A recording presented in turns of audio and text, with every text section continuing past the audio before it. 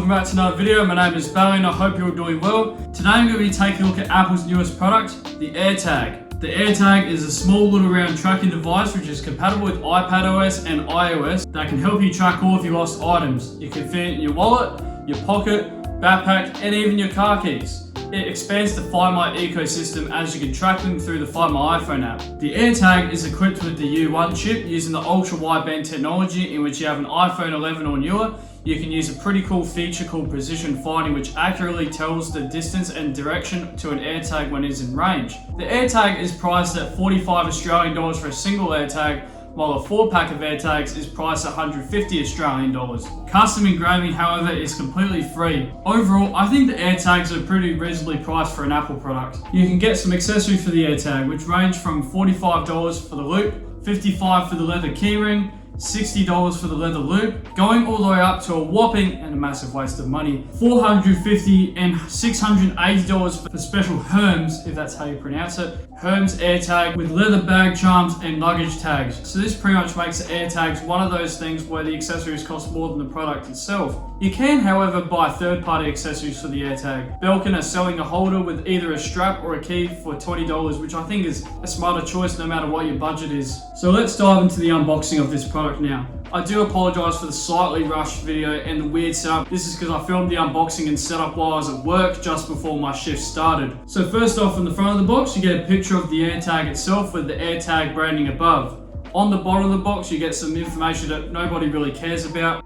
On the other three sides of the box you get absolutely nothing. On the back of the box you get a grab handle and some more boring information. Pulling the little green tab and opening the box, we first off get a little leaflet with the AirTag branding. It flips out almost like a little book. We get the AirTag itself along with a little quick start guide on how to set up the AirTag and to update to the latest version of iOS, as the AirTag is only compatible with iOS 14.5 and newer. We then get some handling and safety information and then some regulatory and warranty information. I was a bit disappointed that there weren't any Apple stickers inside, but I reckon I've got a few anyway already.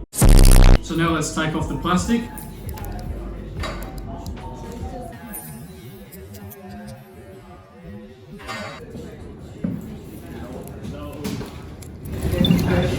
As you just heard, the AirTag powered on and made a little satisfying tingling like sound after we peeled off the last bit of plastic. This was just about the only time I've ever seen the stainless steel in the AirTag so shiny and glossy. Setting up the AirTags now, you make sure the iPhone is nearby, then you are greeted with a little animation which is very reminiscent to the animation you get when you first set up your AirPods. Once you click connect, name your AirTags to what you're going to be using it for. This AirTag is being used for my wallet, so I selected wallet. I will be buying more AirTags in the future for like my car keys and my backpack and stuff. And obviously with AirTags, you can pair as many to your iPhone as you want. After you've registered your AirTag to your Apple ID, the AirTag will make another satisfying sound and then you're all good to go. Taking a look at the AirTag itself, it almost looks like a little button and a coin. You get some white, shiny plastic on the front, in which you can get custom engraving on it to give it some personality. But since this AirTag lives inside my wallet, there was absolutely no need to put engraving on this thing at all. But I will do this in other AirTags I get in the future. On the back, you get some stainless steel with the Apple logo, along with some lettering, which tells you that you have an AirTag with ultra wideband and Bluetooth LE technology that was designed by Apple in California and assembled in China. Inside, you get a removable coin battery.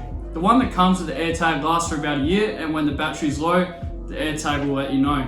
Let's look at a few of the AirTag's features now. I won't be talking about every feature as I've only had the AirTag for a few days now and I'm still learning more and more by the day about it, and I don't want the video to go for too long either, so I do apologise for that. I will explain some of the really noteworthy features about the AirTag. On the Find My app, you can go over to the items tab and you will find your AirTag there shown on the map. You can get it to play a little noise out of the built-in speakers that I actually can't even see.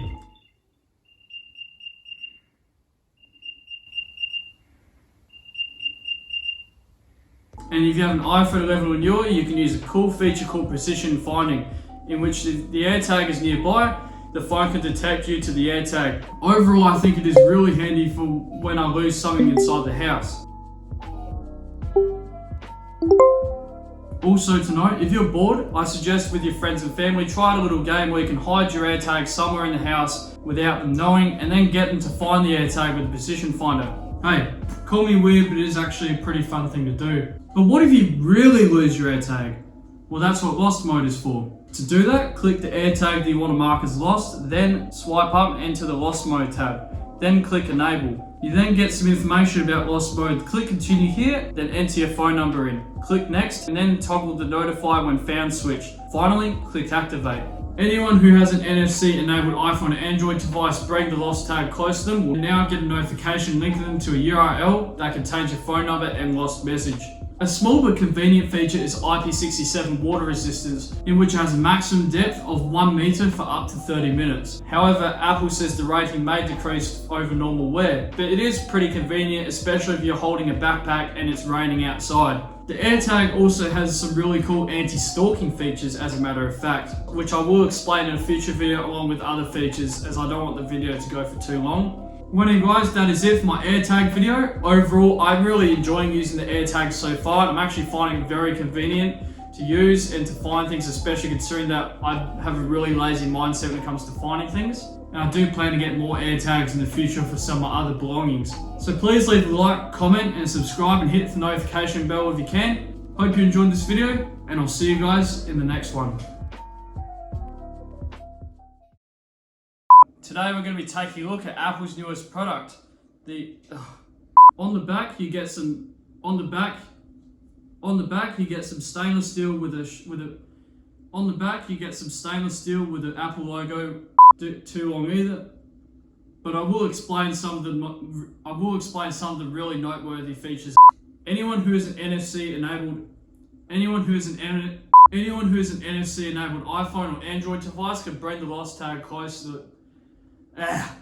A small but convenient feature is IP67 water resistance. I can't read. I need glasses, man.